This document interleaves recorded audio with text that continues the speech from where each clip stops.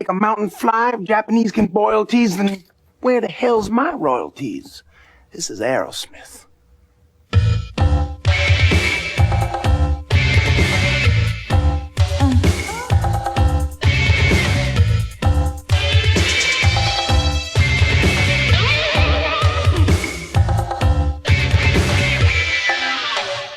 Good evening and welcome to How Profound Can We Be?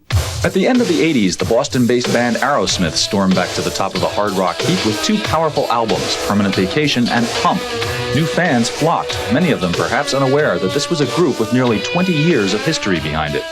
It all started one night back in 1970 when a New York City drummer named Steven Tyler dropped into a club to catch a group called the Jam Band.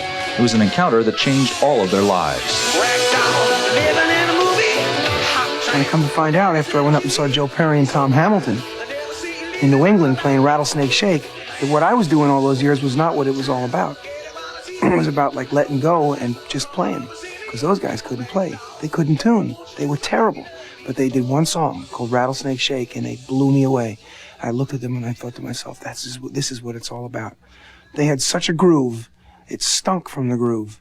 It was so hot. It was so bad that I said, if I can take a little bit of what I know from my father and the Dream On type stuff and the melodic stuff and fuse it with their badness, which I come to find out was what it was all about.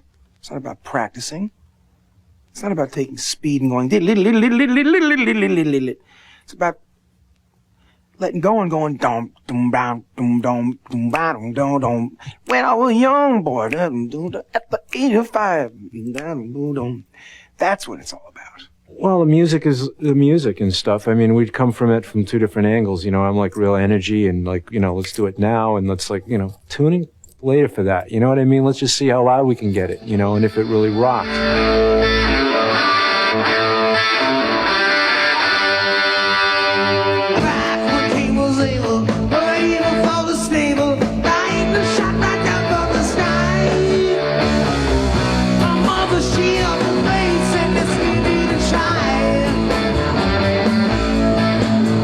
We all moved into an apartment together and just did everything together. You know, we got up in the morning and went down to rehearsal, and then in the rehearsal we all went and bought the same kind of beer and ate the same kind of beer nuts and came home at exactly the same time every day and watched the Three Stooges together every day, and then ate dinner and then rehearsed again all night long. It was just a question of how long it was going to take. Because if it didn't happen for us when it happened, I think we'd probably still be doing the same thing now as we were doing 20 years ago.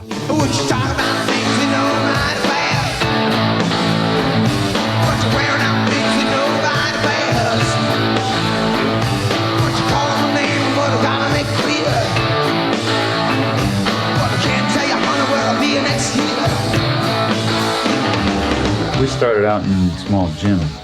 We avoided clubs like the Plague. Right from the beginning, we wanted to get used to rooms that were at least bigger than the room at a club. Mostly we didn't want to play clubs because we didn't want to have to play other people's material, because the songs you had to play were usually like the top 20.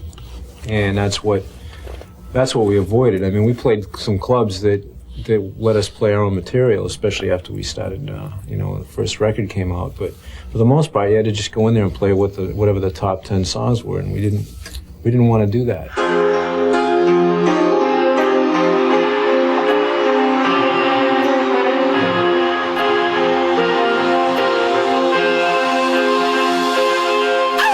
And I was thinking back to what we used to do is go and promote our own shows. We took it another step. We used to rent the halls ourselves, make our own posters, and run dances. And when our first record came out, it went up to like about 40,000 units, which accounted for all our New England fans.